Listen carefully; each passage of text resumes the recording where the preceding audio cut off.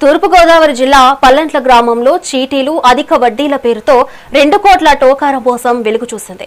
కిరాణా shop నిర్వహించే శ్రీనివాసరావు, అతని భార్య పార్వతి వ్యవసాయ కూలీల వద్ద చీటీలు వడ్డీల పేరుతో డబ్బులు వసూలు చేశారు. ఇచ్చిన డబ్బులు వడ్డీలు అడగడంతో కుటుంబంతో సహా పరారయ్యారు. దీంతో శ్రీనివాసరావు ఇంటి వద్ద బాధితులు ఆందోళన చేపట్టారు.